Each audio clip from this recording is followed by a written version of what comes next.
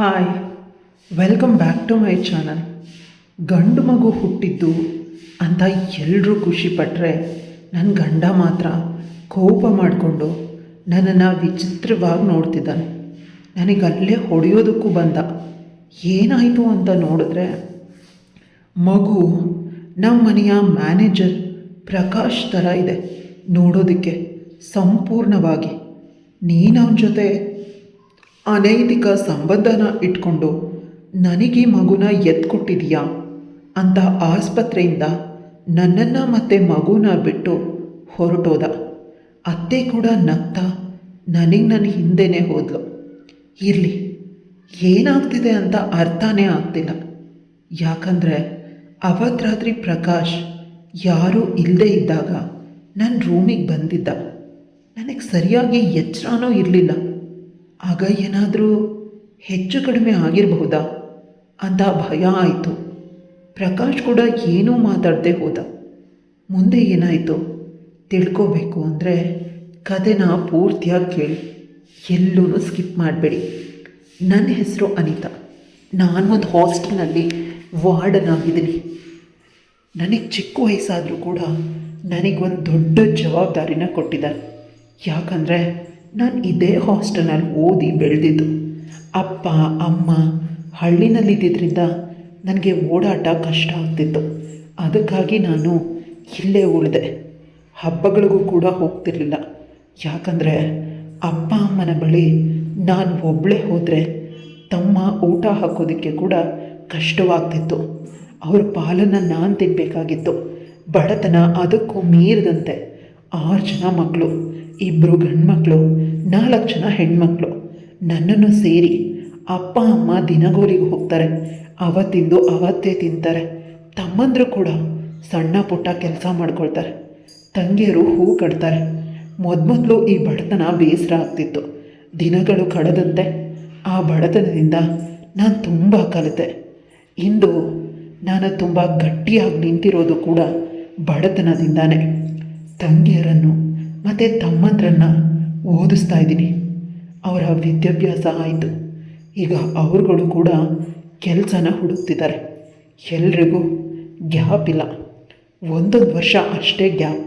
ಆದ್ದರಿಂದ ಅವರು ವಿದ್ಯಾಭ್ಯಾಸ ಬಹಳ ಬೇಗ ಮುಗೀತು. ಅಪ್ಪ ಅಮ್ಮ ನೀನು ಮದುವೆ ಆಗುವಂತ ತುಂಬ ಹಠ ಮಾಡ್ತಾರೆ. ಆದರೆ ಚಿಕ್ಕಂದಿನಿಂದ ನಾನು ನೋಡ್ಕೊಂಡು ಬಂದ ಕಷ್ಟ ಅವಮಾನಗಳಿಂದ ಈ ಮದುವೆ ಸಂಬಂಧ ಇವೆಲ್ಲ ಸ್ವಲ್ಪ ಭಯನೇ. ಯಾಕಂದರೆ ಮದುವೆಯಿಂದ ಅತ್ತೆ ಮನೆಯವರು ತುಂಬ ಎಕ್ಸ್ಪೆಕ್ಟ್ ಮಾಡ್ತಾರೆ. ಅದು ಆಗಿಲ್ಲವಾದರೆ ಅವಾಚ್ಯ ಶಬ್ದಗಳಿಂದ ಬೈತಾರೆ. ಇದನ್ನೇ ನಾನಿರೋದು ನನ್ನ ಸುತ್ತಮುತ್ತ ಯೋಚನೆ ಮಾಡಿದಷ್ಟು ಬದುಕು ದೊಡ್ಡದಾಗಿದೆ. ನಮ್ಮ ಹಾಸ್ಟೆಲ್ಗೆ ಬರೋ ರೇಷನ್ ಎಲ್ಲ ಒಂದು ದೊಡ್ಡ ಅಂಗಡಿಯಿಂದ ಬರುತ್ತೆ. ಓಸಿಲ್ಗೆ ಸ್ವಲ್ಪ ಕಡಿಮೆ ರೇಟಿಗೆ ಬರುತ್ತೆ. ನಾನು ಬಂದ ಸಮಯದಿಂದನೂ ಒಂದೇ ಅಂಗಡಿಯಿಂದ ರೇಷನ್ನ ತರಿಸ್ತಿರೋದು. ತುಂಬ ಸಲ ವಿನಾಯಿತಿನೂ ಕೊಟ್ಟರು ಕೂಡ ನಾನು ಅದನ್ನು ಮಕ್ಕಳಿಗೆ ಕೊಟ್ಟು ಬಿಡ್ತೀನಿ. ಯಾವುದೇ ಕಾರಣಕ್ಕೂ ನನ್ನವರೆಗೆ ಬರಬಾರದು ಅಂತ. ಯಾಕಂದರೆ ಮಕ್ಕಳು ದುಡ್ಡದು. ಅದರ ಮೇಲೆ ನನಗೆ ಅಂತ ಒಂದೇ 1 ರೂಪಾಯಿ ಕೂಡ ನಾನು ಬಳಸೋದಿಲ್ಲ. ರೇಷನ್ ಅಂಗಡಿ ಮಾಲೀಕನ ಮಗ ನನಗೆ ತುಂಬ ದಿನಗಳಿಂದ ಒಂದು ವಿಚಿತ್ರವಾಗಿ ಆಡ್ತಿದ್ದಾನೆ ಅಂತ ಅನ್ನಿಸ್ತಿದೆ. ಆದ್ದರಿಂದ ನಾನು ಅವ್ರ ಅಪ್ಪಂಗೆ ಹೇಳಿದೆ, ನಿಮ್ಮ ಮಗ ಸ್ವಲ್ಪ ಹುಡುಗಾಟದಲ್ಲಿ ತುಂಬ ವಿಚಿತ್ರವಾಗಿ ನನ್ನ ಜೊತೆ ಆಡ್ತಾರೆ ಅಂದಾಗ ಅವರಪ್ಪ ಜೋರಾಗಿ ನಕ್ಕ. ಈ ವಯಸ್ಸಲ್ಲಿ ಆಡದೆ ಇನ್ಯಾವ ವಯಸ್ಸಲ್ಲಿ ಆಡ್ತಾನೆ? ಅವನಿಗೆ ನೀನು ಅಂದರೆ ತುಂಬ ಇಷ್ಟ ಅಂತ ಯಾವಾಗಲೂ ನಿಮ್ಮನ್ನು ಹೊಗಳುತ್ತಾ ಇರ್ತಾನೆ. ಎಷ್ಟು ನಯ, ವಿನಯ, ಸೌಜನ್ಯ ಅಂತ ಸ್ವಲ್ಪ ಯೋಚನೆ ಮಾಡಿ ಅಂತ ಹೇಳೋದ್ರು. ಆಗ ನನಗೆ ಇನ್ನೂ ಭಯ ಆಯಿತು. ಯಾಕಂದರೆ ಆ ಹುಡುಗನಿಗೆ ಏನೂ ಕೆಲಸ ಇಲ್ಲ. ಅಪ್ಪನ ಕೆಲಸನೇ ಅವನು ನೋಡ್ಕೊಳ್ಳೋದು. ಅದನ್ನು ಸರಿಯಾಗಿ ನೋಡ್ಕೊಳ್ಳೋದಿಲ್ಲ. ಯಾವಾಗಲೂ ಪಾರ್ಟಿ ಈ ರೀತಿ ಮನುಷ್ಯನನ್ನು ಮದುವೆ ಆದರೆ ನಾನು ಏನು ಮಾಡಲಿ? ಅಥವಾ ಕೇವಲ ಅವನು ಮೊದಲಿಗೆ ನನ್ನನ್ನು ಬಳಸ್ಕೊಂಡು ಆನಂತರ ಬಿಟ್ಬಿಟ್ರೆ ಅಂತ ದುಃಖನೂ ಆಯಿತು. ಬಡವ್ರ ಮನೆ ಹೆಣ್ಣುಮಕ್ಕಳು ಅಂದರೆ ಎಷ್ಟೊಂದು ಸುಲಭ ಇವರಿಗೆಲ್ಲ. ಇವರೆಲ್ಲ ತುಂಬ ಕೆಟ್ಟ ಮೆಂಟಾಲಿಟಿ ಮನುಷ್ಯರು. ಯಾವುದೇ ಕಾರಣಕ್ಕೂ ನಾನು ಇವ್ರ ಬಲೆನಲ್ಲಿ ಬೀಳಬಾರ್ದು ಅಂತ ಯೋಚಿಸ್ದೆ. ನಾನು ರೇಷನ್ ಅಂಗಡಿನ ಬದಲಾಯಿಸಿದೆ. ನನ್ನ ಮರ್ಯಾದೆನ ಕಳ್ಕೊಳ್ಳೋದಕ್ಕೆ ಸಾಧ್ಯ ಇಲ್ಲ. ಚಿಕ್ಕಂದಿನಲ್ಲಿ ಕಾಯಿಲೆಯನ್ನು ವಾಸಿ ಮಾಡಿಕೊಳ್ಬೇಕು ಅಂತ ಆಲೋಚಿಸಿ ಈ ನಿರ್ಧಾರನ ತಗೊಂಡೆ. ಯಾಕಂದರೆ ಹೊಸ ಹೊಸ ಅಂಗಡಿಗಳು ಶುರುವಾಗಿದೆ. ಪ್ರತಿದಿನ ಅಂಗಡಿಯ ಮಾಲೀಕರು ಬಂದು ನಾವು ಅವರಿಗಿಂತ ಕಡಿಮೆ ಬೆಲೆಯಲ್ಲಿ ರೇಷನ್ ಕೊಡ್ತೀವಿ ಅಂತ ತುಂಬ ತಿಂಗಳಿಂದ ಕೇಳ್ತಿದ್ರು. ಆದರೆ ನಾನು ನ್ಯಾಯ ನಿಯತ್ತು ಅಂತ ಯೋಚಿಸಿದ್ರೆ ಇವ್ರುಗಳು ನನಗೇ ಲೈನ್ ಹಾಕ್ತಿದ್ದಾರೆ. ಅಷ್ಟೇ ಅಲ್ಲ, ನಿಮ್ಮ ಸಂಬಳ ಎಷ್ಟು ಬರುತ್ತೆ, ಇನ್ನೂ ಜಾಸ್ತಿ ಆಗುತ್ತಾ, ಇನ್ನೂ ಓದಿ ನಮ್ಮ ಕಡೆ ಹುಡುಗ ಇದ್ದಾನೆ ಅಂತ ಈ ರೇಷನ್ ಅಂಗಡಿ ಮಾಲೀಕರು ಹೇಳ್ತಿದ್ದ. ಅಂದರೆ ಅವನ ಮಗನಿಗೆ ನನ್ನನ್ನು ಮದುವೆ ಮಾಡ್ಕೊಳ್ಳೋ ಉದ್ದೇಶ ಆದರೂ ಏನು? ಇದನ್ನು ಯೋಚಿಸಿ ಕೋಪ ಬಂದಿತ್ತು. ನಾನು ನಯವಾಗಿ ಹೇಳಿದೆ, ಇದರಲ್ಲಿ ನನ್ನನ್ನು ತೀರ್ಮಾನ ಏನೂ ಇಲ್ಲ, ಎಲ್ಲ ಮೇಲಿಂದ ಬರೋದು ಅಂತ. ಆದರೆ ಅಂಗಡಿಯ ಮಾಲೀಕನಿಗೆ ಗೊತ್ತು ಇದೆಲ್ಲ ನನ್ನ ನಿರ್ಧಾರನೇ ಅಂತ. ಇಂದು ಹಾಸ್ಟೆಲ್ನ ಮಕ್ಕಳಿಗೆ ವಿಸಿಟಿಂಗ್ ಹವರ್ಸ್ ಪೇರೆಂಟ್ಸ್ ರಿಲೇಟಿವ್ಸ್ ಬಂದು ಮಾತಾಡಿಸ್ತಿದ್ರು. ನಾನು ಅಲ್ಲೇ ವರಾಂಡದಲ್ಲಿದ್ದ ಟೇಬಲ್ ಮತ್ತು ಚೇರಲ್ಲಿ ಕೂತಿದ್ದೆ. ಅಷ್ಟರಲ್ಲಿ ರೇಷನ್ ಅಂಗಡಿ ಮಾಲೀಕನ ಮಗ ಬಂದು ಪುನಃ ನನ್ನನ್ನು ಚುಡಾಯಿಸ್ದ. ನಾನು ಅವನ ಕೆನ್ನೆಗೆ ಹೊಡೆದೆ. ಅವನು ಕೂಡ ನನ್ನ ಕೆನ್ನೆಗೆ ಹೊಡೆಯೋದಕ್ಕೆ ಕೈಯನ್ನು ಎತ್ತದ. ಅಷ್ಟರಲ್ಲಿ ಯಾರೋ ಒಬ್ಬರು ಪುಣ್ಯಾತ್ಮರು ಬಂದು ಅವನ ಕೈಯನ್ನು ಕಿತ್ತಿ ಎಸೆದ್ರು.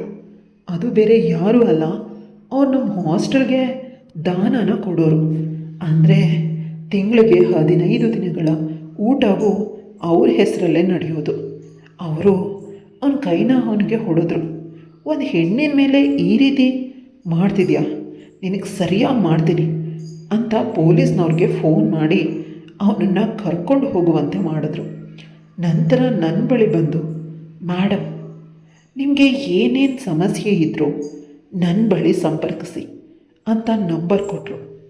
ಆ ಮನುಷ್ಯ ತುಂಬ ಸುಂದರವಾಗಿದ್ದ. ಒಂದು ಸಲ ನೋಡಿದ್ರೆ ಪದೇ ಪದೇ ನೋಡಬೇಕು ಅನ್ನೋ ಅಷ್ಟು ಅವನ ಮೈಕಟ್ಟಿತ್ತು. ದಷ್ಟು ಪುಷ್ಟವಾಗಿದ್ದ. ಮೊದಲ ನೋಟದಲ್ಲೇ ನನಗೆ ಅವನ ಮೇಲೆ ಪ್ರೀತಿ ಆಗೋಯ್ತು.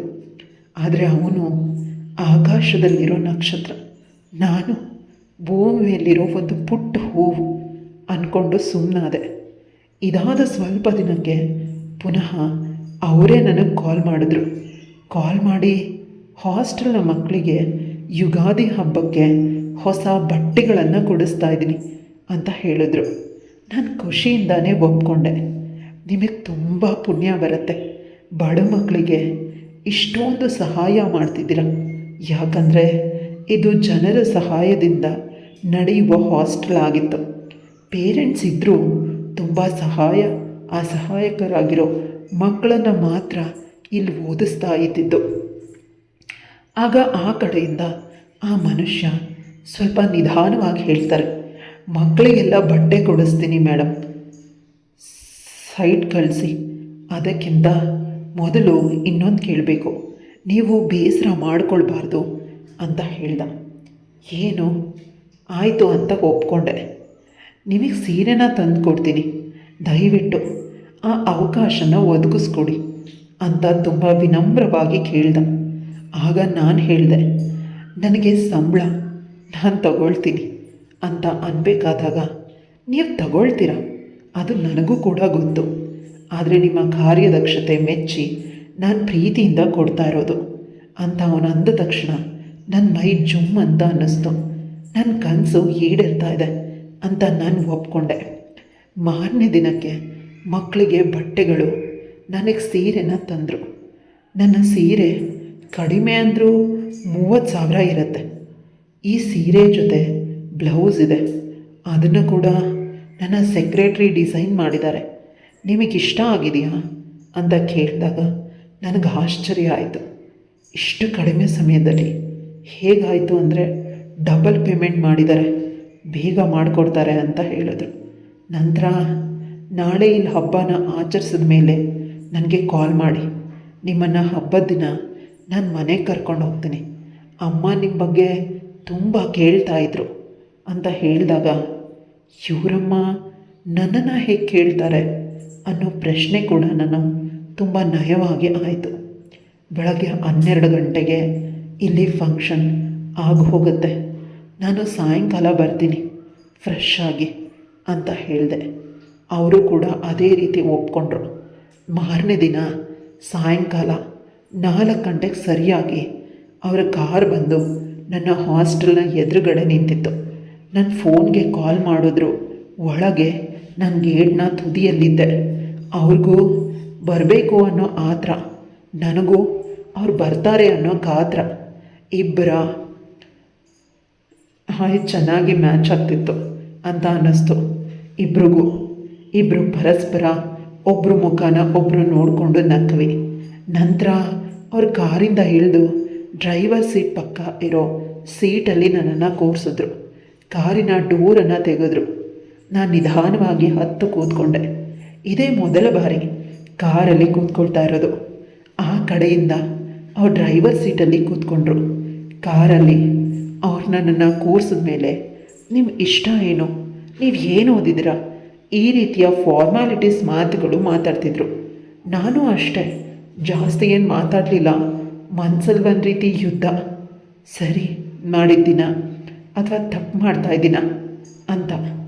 ಆದರೆ ಅವ್ರ ಮನೆಯ ಬಳಿ ಕಾರನ್ನು ನಿಲ್ಲಿಸಿದಾಗ ನಾನು ಬೆಚ್ಚಿ ಬಿದ್ದೆ. ಜೀವನದಲ್ಲಿ ಆ ರೀತಿ ಮನೆಯೇ ನೋಡಿಲ್ಲ.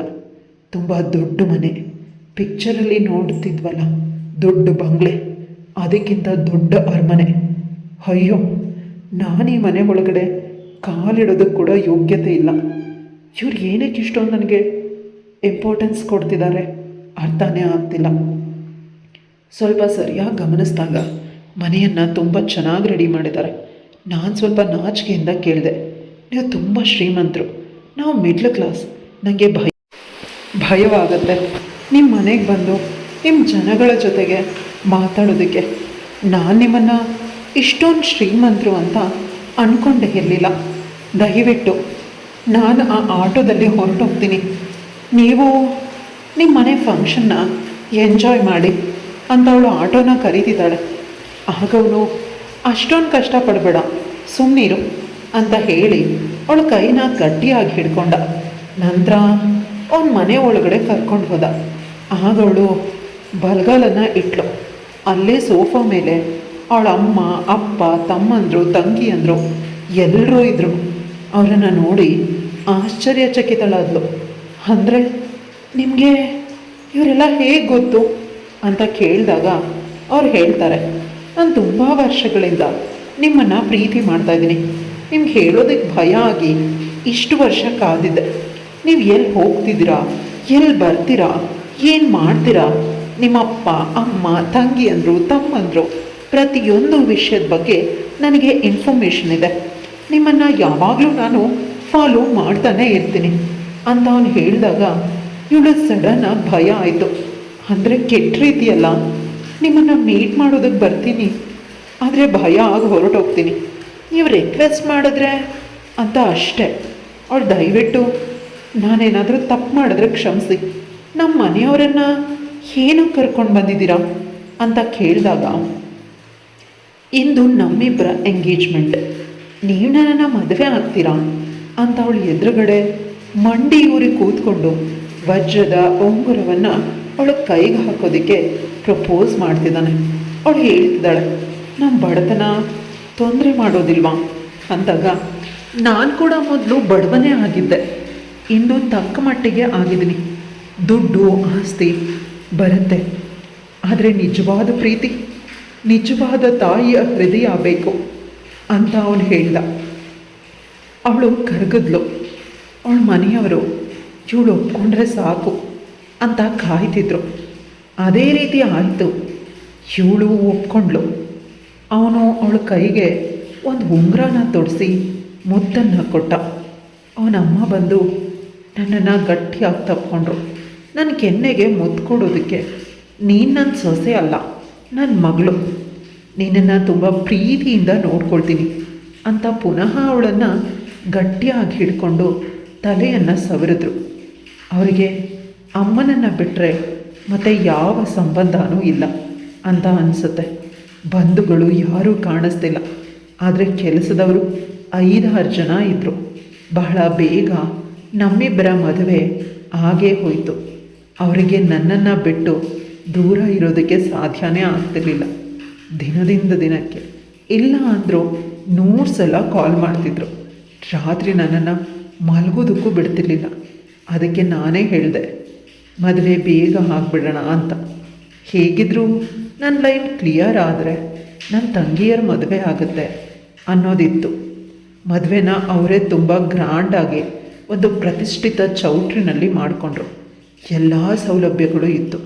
ದೊಡ್ಡ ಸ್ಟಾರ್ಗಳ ಮದುವೆ ರೀತಿ ಇತ್ತು ನನ್ನ ಮದುವೆ. ನಾನು ಖುಷಿಪಟ್ಟೆ.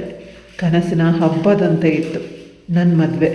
ಜೀವನದಲ್ಲಿ ಅಂದ್ಕೊಂಡೇ ಇರಲಿಲ್ಲ ಈ ರೀತಿ ಮದುವೆ ನಾನು ಆಗ್ತೀನಿ ಅಂತ. ನನ್ನ ಬದುಕು ಧನ್ಯ ಆಯಿತು. ಎಂಗೇಜ್ಮೆಂಟ್ ಆದಮೇಲೆ ನನ್ನ ಗಂಡನ ಹೆಸರನ್ನು ಕೇಳಿದ್ದು. ನನ್ನ ಗಂಡನ ಸೂರ್ಯನಂತೆಯೇ ಹೊಳಿತಾನೆ. ಇಂದು ನಮ್ಮ ಮದುವೆಯಾದ ದಿನ. ಹೊಸ ಮನೆ ತುಂಬ ಚೆನ್ನಾಗಿತ್ತು. ಆಳು ಕಾಳುಗಳು ಇದ್ದರು. ಮೈ ತುಂಬ ಬಡವೆ ಮತ್ತು ಬೆಲೆ ಬಾಳೋ ಸೀರೆಗಳು. ನಾನು ಧನ್ಯಳಾದೆ. ನನ್ನ ಜೀವನ ಸಾರ್ಥಕವಾಯಿತು ಅಂತ ಅನ್ನಿಸ್ತು.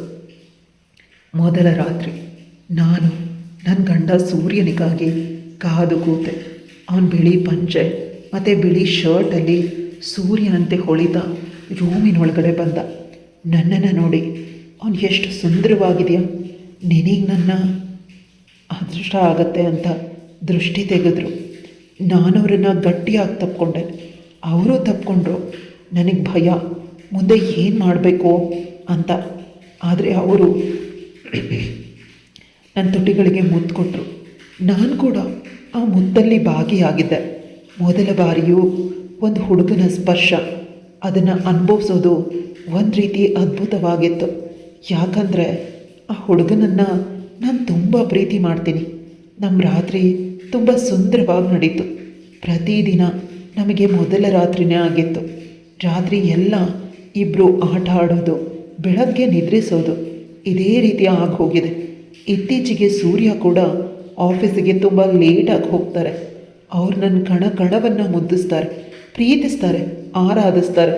ಅವ್ರ ಅಮ್ಮ ನನ್ನನ್ನು ತುಂಬ ಚೆನ್ನಾಗಿ ನೋಡ್ಕೊಳ್ತಾರೆ. ನನ್ನ ಕಾಲಿಟ್ರೆ ಎಲ್ಲಿ ಸೌದು ಹೋಗ್ತೀನೋ ಅನ್ನೋ ಅಷ್ಟು ಆ ಮನೆಯ ಕೆಲಸದವರು ಕೂಡ ನನಗೆ ತುಂಬ ಮರ್ಯಾದೆ ಕೊಡ್ತಾರೆ. ಜಾಸ್ತಿ ಮರ್ಯಾದೆ ಕೊಡೋದು ಆ ಮನೆಯ ಮ್ಯಾನೇಜರ್ ಪ್ರಕಾಶ್. ಯಾವಾಗಲೂ ಅವ್ರು ನನ್ನ ಹಿಂದೆ ಮುಂದೆನೇ ಇರ್ತಾರೆ.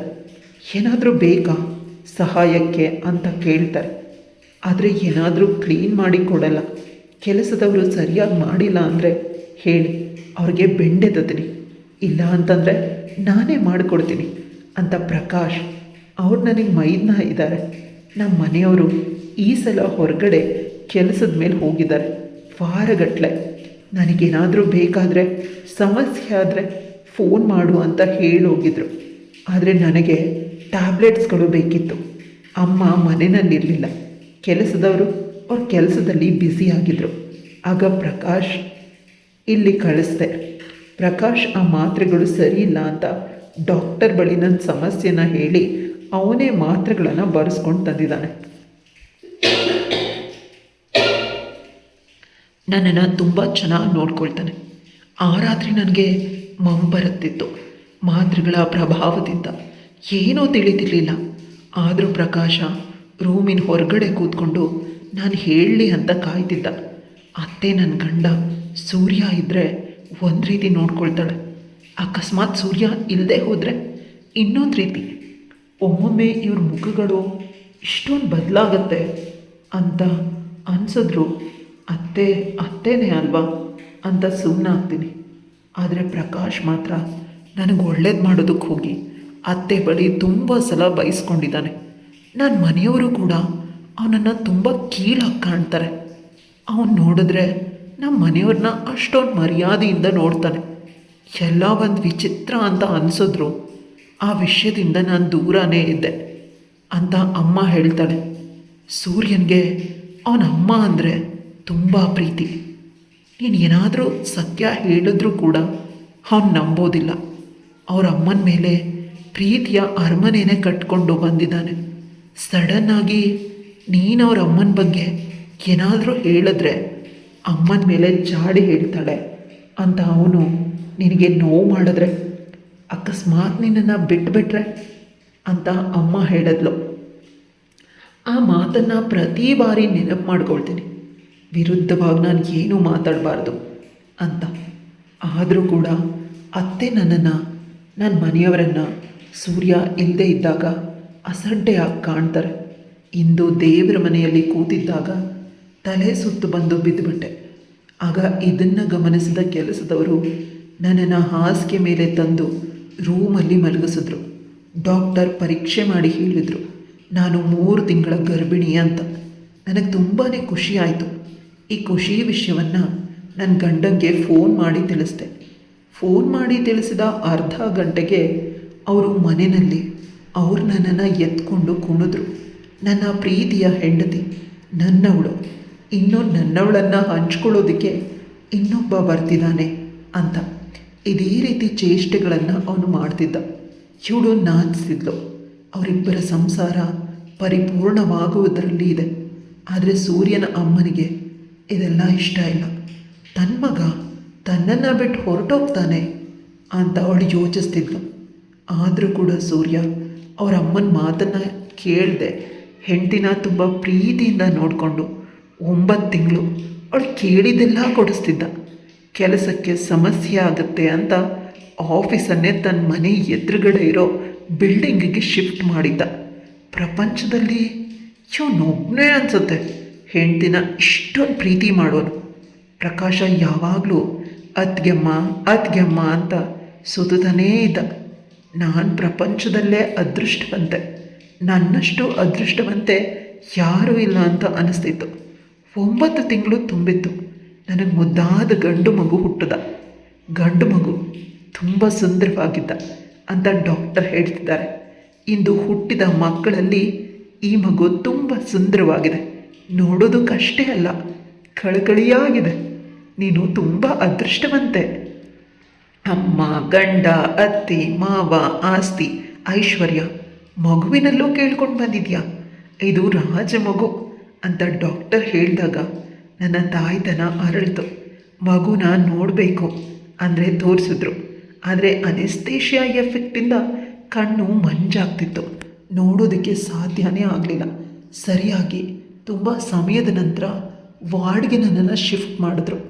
ಆಗ ನನ್ನ ಗಂಡ ನನ್ನ ಬಳಿ ಬರದೆ ಹೊರಗಡೆ ಜೋರಾಗಿ ಮಾತಾಡ್ತಿದ್ದಾನೆ. ನನ್ನ ಬಳಿ ಬಂದು ಕೋಪದಿಂದ ನೀನು ಯಾರ ಜೊತೆ ಅನೈತಿಕ ಸಂಬಂಧ ಇಟ್ಕೊಂಡಿದ್ದೆ ಅಂತ ತಿಳಿತು. ಇಷ್ಟು ದಿನ ನೀನು ನನ್ನ ಮಗುನ ನೀನು ಹೊಟ್ಟೆನಲ್ಲಿ ಇಟ್ಕೊಂಡಿದ್ಯಾ ಅಂತ ನಾನು ಪ್ರೀತಿಸಿದ್ರೆ ನೀನು ಇನ್ನೊಬ್ಬನ ಮಗುವಿಗೆ ತಾಯಿ ಆಗ್ತಾ ಇದೆಯಾ. ಯಾವುದೇ ಕಾರಣಕ್ಕೂ ನಾನು ನಿನ್ನನ್ನು ಕ್ಷಮಿಸೋದೇ ಇಲ್ಲ. ನಿನ್ನನ್ನೇ ಆಗಲಿ ನಿನ್ನ ಮಗುನೇ ಆಗಲಿ ನನ್ನ ಮನೆಯಲ್ಲಿ ಜಾಗನೇ ಇಲ್ಲ ಅಂತ ಕೋಪ ಮಾಡಿಕೊಂಡು ಹೊರಟೋದ. ನನಗೆ ದುಃಖ ಆಯಿತು, ಅರ್ಥನೇ ಆಗಲಿಲ್ಲ. ನಂತರ ನನ್ನಮ್ಮ ಬಂದು ಮಗುನ ನನ್ನ ಕೈ ಕೊಟ್ಲು. ಮಗುನ ನೋಡಿ ನಾನು ಕೂಡ ಬೆಚ್ಚಿಬಿದ್ದೆ. ಎಲ್ಲಿ ಹೆಚ್ಚು ಅಂತ ನೆನಪು ಮಾಡಿಕೊಂಡೆ. ಮಗು ನಮ್ಮ ಮನೆಯ ಮ್ಯಾನೇಜರ್ ಪ್ರಕಾಶನ್ ರೀತಿ ಇದೆ. Same copy paste. ನಾನೇ ಬೆಚ್ಚಿದೆ. ಇನ್ನೂ ನನ್ನ ಗಂಡ ಬೆಚ್ಚೋದ್ರಲ್ಲಿ ಏನೂ ಅನುಮಾನ ಇಲ್ಲ. ಆದರೂ ಕೂಡ ಅವನಿಗೂ ನನಗೂ ಎಲ್ಲಿಯ ಸಂಬಂಧ? ನಾನು ನನ್ನ ಗಂಡನ್ನ ಬಿಟ್ಟರೆ ಬೇರೆಯವ್ರ ಜೊತೆ ಯಾವ ಸಂಬಂಧನೂ ಇಟ್ಕೊಂಡಿಲ್ಲ. ಪದೇ ಪದೇ ನೆನಪು ಮಾಡಿಕೊಂಡಾಗ ನನ್ನ ತಲೆಯಲ್ಲಿ ಒಂದು ವಿಷಯ ಹೊಳಿತು. ಮನೆಯಲ್ಲಿ ಯಾರೂ ಇಲ್ಲದೆ ಇದ್ದಾಗ, ಅಂದರೆ ನನ್ನ ಗಂಡ ಕೆಲಸದ ಮೇಲೆ ಬೇರೆ ಊರಿಗೆ ಹೋಗಿದ್ದಾಗ ಅವನು ನನ್ನ ರೂಮಿನ ಬಳಿನೇ ಇರ್ತಿದ್ದ, ಆರೈಕೆ ಮಾಡ್ತಿದ್ದ. ತುಂಬ ಸಮಯ ನನಗೆ ಪ್ರಜ್ಞೆನೇ ಇರ್ತಿರ್ಲಿಲ್ಲ. ಆಗ ಏನಾದರೂ ಹೆಚ್ಚು ಕಡಿಮೆ ಮಾಡಿರ್ಬಹುದಾ ಅಂತ ಯೋಚಿಸಿದಾಗ ತಲೆಯಲ್ಲಿ 1000 ಹುಳ ಬಿಟ್ಕೊಂಡೆ. ಆದರೂ ಕೂಡ ಇದನ್ನು ಹೀಗೆ ಬಿಟ್ಟರೆ ನಾನೇ ತಪ್ಪಿತಸ್ಥಳು ಅಂತ ಪ್ರಪಂಚ ನನ್ನನ್ನು ಕೂಗಿ ಕೂಗಿ ಬೈಯುತ್ತೆ. ಅದಕ್ಕೆ ನಾನು ಅವಕಾಶ ಮಾಡಿಕೊಡ್ಬಾರ್ದು ಅಂತ DNA ಪರೀಕ್ಷೆ ಮಾಡಿಸೋದಕ್ಕೆ ಮುಂದಾದೆ. ಅಪ್ಪ ಅಮ್ಮ ಕೂಡ ಸಪೋರ್ಟ್ ಮಾಡಿದ್ರು. ಪ್ರತಿಯೊಬ್ಬರಿಗೂ ಗೊತ್ತು ನಾನು ಏನೂ ಮಾಡಿಲ್ಲ ಅಂತ. ನನ್ನ ಗಂಡಂಗೂ ಗೊತ್ತು ನಾನು ಏನೂ ಮಾಡಿಲ್ಲ ಅಂತ. ಆದರೆ ಆ ಸಮಯದಲ್ಲಿ ಕೋಪದಿಂದ ಹೀಗೆ ಮಾಡಿರಬಹುದು. ಪ್ರಕಾಶ ಅತ್ತಿಗೆ ಅಂತ ಏನೋ ಹೇಳೋದಕ್ಕೆ ಬಂದ. ನಾನು ಅವನ ಕೆನ್ನೆಗೆ ಬೀಸಿ ಹೊಡೆದೆ. DNA ಪರೀಕ್ಷೆ ಆಗೋವರೆಗೂ ನನ್ನ ಜೊತೆ ನೀನು ಮಾತಾಡಬಾರ್ದು ಅಂತ ವಾರ್ನ್ ಮಾಡಿದೆ. ಪರೀಕ್ಷೆ ಮುಗಿಸಿ ರಿಪೋರ್ಟ್ ಬರೋದು ಇನ್ನು 2 ದಿನ ಬೇಕು ಅಂತ ಹೇಳಿದ್ರು. ಬಾಣಂತಿ ಹರೆ ಮಾಡಿಸ್ಕೊಳ್ಳೋ ಬದಲು ಈ ಟೆಸ್ಟಿಯೋನಲ್ಲಿ ಇರೋ ರೀತಿ ಆಯಿತು. ನನ್ನ ಗಂಡನ ಪರಿಸ್ಥಿತಿ ಕೂಡ ಅದೇ ರೀತಿಯಾಗಿದೆ ಅಂತ ಅಮ್ಮ ಹೇಳಿದ್ಲು. ಅಮ್ಮ ಫೋನ್ ಮಾಡಿದಾಗ ನಿಮ್ಗೇನು ಬೇಕೋ ಆ ಸಹಾಯನ ನಾನು ಮಾಡ್ತೀನಿ, ಆದರೆ ನಿಮ್ಮ ಮಗಳ ವಿಷಯದಲ್ಲಿ ಯಾವ ಸಹಾಯನೂ ಮಾಡೋದಿಲ್ಲ, ನಂಬಿಕೆ ದ್ರೋಹಿ ಹೊಡು ಅಂತ ಬೈದ. ನನ್ನ ಹಾಳೆ ಒಳ್ಳೆಯವನು ಮಗಳೇ, ಈ ಪರಿಸ್ಥಿತಿಯಿಂದ ಇಬ್ಬರು ಹೊರಗಡೆ ಬನ್ನಿ ಅಂತ ಅಮ್ಮ ಹೇಳಿದಾಗ ನನಗೂ ಕೂಡ ಅದು ಸರಿ ಅಂತ ಅನ್ನಿಸ್ತು. ಸ್ವಲ್ಪ ಸಮಯ ಬೇಕು ಅಂತ ಅಂದ್ಕೊಂಡೆ. 2 ದಿನ ಆದಮೇಲೆ DNA ಪರೀಕ್ಷೆ ರಿಪೋರ್ಟ್ ಬಂತು. ಅದನ್ನು ನೋಡಿ ನಾನು ಖುಷಿಯಾದೆ. ನಿಜವಾಗ್ಲೂ ನನ್ನ ಗಂಡನ ಮಗುನೇ ಇದು. ಉಟ್ಟ ಬಟ್ಟೆಯಲ್ಲಿ ನನ್ನ ಮಗುನ ಎತ್ಕೊಂಡು ಆ ರಿಪೋರ್ಟ್ನ ತಗೊಂಡು ಅಮ್ಮನ ಜೊತೆ ನನ್ನ ಮನೆಗೆ ಹೋದೆ. ನನ್ನ ಗಂಡ ಮೊದಲು ನನ್ನ ಜೊತೆ ಮಾತಾಡೋದಕ್ಕೆ ಇಂಟ್ರೆಸ್ಟೇ ತೋರಿಸಿಲ್ಲ. ಆಗ ನನ್ನ ತಾಯಿ ಹೋಗಿ ನನ್ನ ಗಂಡನ ಕಾಲನ್ನು ಹಿಡ್ಕೊಂಡ್ಳು. ನನಗೂ ತುಂಬ ಕೋಪ ಬಂತು. ನಿಜವಾಗ್ಲೂ ನನ್ನ ಕಣ್ಣುಗಳನ್ನು ನೋಡಿ ಹೇಳಿ ನಾನು ತಪ್ಪು ಮಾಡಿರ್ತೀನಿ ಅಂತ. ಅವ್ರು ನನ್ನ ಕಣ್ಣುಗಳನ್ನು ನೋಡೋದಕ್ಕೆ ಸಾಧ್ಯವಾಗದೆ ತಲೆಯನ್ನೇ ಬಗ್ಸಿದ್ರು. ನಂತರ ನಾನು ನನ್ನ ರಿಪೋರ್ಟ್ನ ತೋರಿಸಿದೆ. ನಂತರ ನನ್ನ ಗಂಡನ ಕಣ್ಣಲ್ಲಿ ನೀರು ಹಾಕ್ಕೊಂಡು ನನ್ನ ಮಗುನ ಎತ್ಕೊಂಡು ಅಳೋದಕ್ಕೆ ಶುರು ಮಾಡಿದ್ರು. ನಿಜವಾಗ್ಲೂ ಮಗುವೆ ನಾನು ಯಾಕೆ ಈ ರೀತಿ ಮಾಡಿದೆ ಅಂದಾಗ ನನ್ನ ಅತ್ತೆ ಬಂದು, ಇವಳು ಡೂಪ್ಲಿಕೇಟ್ ರಿಪೋರ್ಟ್ನ ತಂದಿರ್ತಾಳೆ, ದುಡ್ಡು ಕೊಟ್ಟರೆ ಬದಲಾಯಿಸಿರ್ತಾಳೆ, ಇದು ನಿನ್ನ ಮಗು ಅಲ್ಲ, ಆ ಮ್ಯಾನೇಜರ್ದು ಅಂತ ಹೇಳಿದಾಗ ಪ್ರಕಾಶ್ ಅಲ್ಲೇ ಇದ್ದ. ಅವನು ನನ್ನ ಅತ್ತೆ ಬಳಿ ಬಂದು ಜೋರಾಗಿ ಕಿರ್ಚ್ದ. ಇಷ್ಟು ದಿನ ನಾನು ಸುಮ್ಮನಿದ್ದೆ, ಇನ್ನೂ ಸುಮ್ಮನಿರೋದಕ್ಕೆ ಸಾಧ್ಯನೇ ಇಲ್ಲ. ನನ್ನ ಅತ್ತಿಗೆಮ್ಮನ ಬದುಕು ಹಾಳು ಮಾಡಿದ್ರೆ ಅವ್ರ ಮೈದ್ನ ಅಂತ ಕೂಡ ನೋಡಿಕೊಂಡು ಸುಮ್ಮನೆ ಇರೋದಿಲ್ಲ ಅಂತ ಹೇಳ್ದ. ಆ ಮಾತಿಗೆ ನಾನು ತತ್ತರಿಸಿ ಹೋದೆ. ಆಗ ಪ್ರಕಾಶ್ ಹೇಳ್ತಾನೆ, ನಾನು ಈ ತಾಯಿಯ 2ನೇ ಮಗ, ನನ್ನ ಅಣ್ಣ, ಇವರು ನನ್ನಪ್ಪ. ನಾನು ಹುಟ್ಟಿದ 3 ದಿನಕ್ಕೆ ಈ ಪ್ರಪಂಚನ ಬಿಟ್ಟು ಹೊರಟೋದ್ರಂತೆ. ಅಂದಿನಿಂದ ಈ ತಾಯಿ ನನ್ನನ್ನು ದ್ವೇಷ ಮಾಡ್ತಾ ಇದ್ಲು. ನಾನು ಅಜ್ಜಿ ಮನೆಯಲ್ಲಿ ಬೆಳೆದಿದ್ದು. ಜಾಸ್ತಿ ಬುದ್ಧಿ ಬಂದ ಮೇಲೆ ಇಲ್ಲಿ ಕೆಲಸಕ್ಕೆ ಇಟ್ಕೊಂಡ್ಳು. ನನ್ನ ಅಣ್ಣನಿಗೆ ಗೊತ್ತಿಲ್ಲ ನಾನು ಅವನ ಸ್ವಂತ ತಮ್ಮ ಅಂತ. ಆದ್ದರಿಂದ ಅವನ ತಲೆಯಲ್ಲಿ ನನ್ನ ಮೇಲೆ ಚಾಡಿ ಹೇಳಿ ದೂರ ಹೇಳಿದರು. ಅದಕ್ಕೆ ನೀವು ಬಂದಮೇಲೆ ನಾನೀ ಮನೆಯಲ್ಲಿ ಒಬ್ಬ ಆಗಿದ್ದು, ನನ್ನನ್ನು ಬಿಟ್ಟು ಹೋಗಬೇಡಿ ಅಂತ ಅಳೋದಕ್ಕೆ ಶುರು ಮಾಡ್ದ. ಅಣ್ಣ ಅಷ್ಟೇ ಅಲ್ಲ, ಅಮ್ಮನಿಗೆ ಅತ್ತಿಗೆ ಕಂಡ್ರೆ ಇಷ್ಟ ಇಲ್ಲ. ನೀನು ಯಾವಾಗಲೂ ಅತ್ತಿಗೆ ಅತ್ತಿಗೆ ಅಂತ ಅವ್ರು ಸೆರಿಗಿಡ್ಕೊಂಡು ಓಡಾಡ್ತಿರ್ತೀಯ. ಅದಕ್ಕಿಂತ ಹೆಚ್ಚಿಗೆ ಅವ್ರಿಗೆ ತುಂಬ ಶ್ರೀಮಂತರ ಮನೆಯ ಹುಡುಗಿ ಬೇಕಾಗಿತ್ತು. ಮದುವೆಗಿಂತ ಮುಂಚೆಯಿಂದ ಅತ್ತಿಗೆ ಮೇಲೆ ಅವರಿಗೆ ಕೋಪ, ಸಿಟ್ಟು. ಅವರನ್ನು ನೀನು ಬದುಕಿಂದ ದೂರ ಮಾಡೋದಕ್ಕೆ ತುಂಬ ಪ್ರಯತ್ನ ಮಾಡಿದ್ರು. ನಾನು ಅವ್ರ ಪ್ರಯತ್ನಕ್ಕೆ ನೀರು ಹಾಕಿದೆ. ಅತ್ತಿಗೆಯನ್ನು ತುಂಬ ಸಲ ಅವ್ರಿಗೆ ತಿಳಿಯದಂತೆ ರಕ್ಷಣೆ ಮಾಡಿದ್ದೀನಿ. ಪ್ಲೀಸ್ ಅಣ್ಣ, ನನ್ನ ಮಾತನ್ನು ನಂಬು ಅಂತ ಪ್ರಕಾಶ ಸೂರ್ಯನ ಕಾಲಿಗೆ ಬಿದ್ದ. ಆಗ ಸೂರ್ಯ ಅವನ ಅಮ್ಮನ ಬಳಿ ಬಂದು ಕೇಳಿದ, ಅಮ್ಮ, ನೀನು ಏನೇ ತಪ್ಪು ಮಾಡಿದ್ರೂ ನಾನು ಕ್ಷಮಿಸ್ತೀನಿ, ಆದರೆ ಈಗ ಸುಳ್ಳು ಹೇಳಿದ್ರೆ ಇದೇ ಸಮಯದಲ್ಲಿ ನಿನ್ನನ್ನು ಮನೆಯಿಂದ ಹೊರಗೆ ಕಳಿಸ್ತೀನಿ ಅಂತ ಹೇಳಿದಾಗ ಸೂರ್ಯನ ಅಮ್ಮ ಸೂರ್ಯನ ಕಾಲನ್ನು ಹಿಡ್ಕೊಂಡ್ಳು. ತಾಯಿ ಆದರೂ ಕೂಡ ನಾನು ನಿನ್ನ ಕಾಲನ್ನು ಹಿಡ್ಕೊಳ್ತಾ ಇದ್ದೀನಿ, ಮನೆಯಿಂದ ಹೊರಗೆ ಹಾಕ್ಬೇಡ. ನಾನು ಎಲ್ಲಿ ಅಂತ ಹೋಗಲಿ? ನಿಜವಾಗ್ಲೂ ನೀನು ನನ್ನ 1ನೇ ಮಗ, ಇವನು ನನ್ನ 2ನೇ ಮಗ. ನಿನ್ನ ಹೆಂಡ್ತಿನ ಕಂಡ್ರೆ ಇಷ್ಟನೇ ಇರಲಿಲ್ಲ. ಇನ್ಮೇಲೆ ನಾನು ಅವಳನ್ನು ಮಗಳ ರೀತಿ ನೋಡ್ಕೊಳ್ತೀನಿ ಅಂತ ಹೇಳಿದ್ಲು. ಸೂರ್ಯ ಅವರ ಅಮ್ಮನನ್ನು ಕ್ಷಮಿಸ್ದ.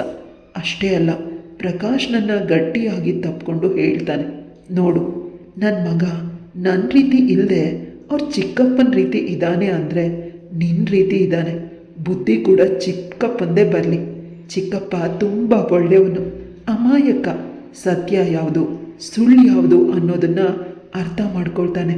ಆದರೆ ಅಪ್ಪ ಸುಳ್ಳು ಹೇಳಿ ವರ್ಷಾನುಗಟ್ಟಲೆ ಯಾಮಾರಿಸಿದ್ರು ಕೂಡ ಅದನ್ನೇ ನಿಜ ಅಂತ ನಂಬ್ತಾನೆ. ಈ ಮಾತುಗಳನ್ನು ಆಡ್ತಾ ಅವನು ತುಂಬ ಎಮೋಷ್ನಲ್ ಆದ. ಆಗ ಸೂರ್ಯನ ಹೆಂಡತಿ ಬಂದು ಸೂರ್ಯನನ್ನು ತಪ್ಪಿಕೊಂಡು ಅಳ್ತಿದ್ಲು. ನೀವು ಬೇಸರ ಮಾಡ್ಕೊಳ್ಬೇಡಿ, ನನಗೆ ನಿಮ್ಮ ಮೇಲೆ ಕೋಪ ಇಲ್ಲ. ನಿಮ್ಮ ಪ್ರೀತಿನ ನಾನು ನೋಡಿದ್ದೀನಿ. ನಮ್ಮಿಬ್ಬರ ಮಗು ಇವನಿಗೆ ನಮ್ಮಿಬ್ಬರ ಪ್ರೀತಿ ಬೇಕು. ಅದರ ಜೊತೆಗೆ ಅವನ ಚಿಕ್ಕಪ್ಪ ಅಜ್ಜಿ ಎಲ್ಲರೂ ಬೇಕು ಅಂತ ಅವಳು ಹೇಳಿದಾಗ, ಸೂರ್ಯ ನನ್ನನ್ನು ಕ್ಷಮಿಸು ಅಂತ ಅವಳು ಕಾಲಿಗೆ ಬಿದ್ದ.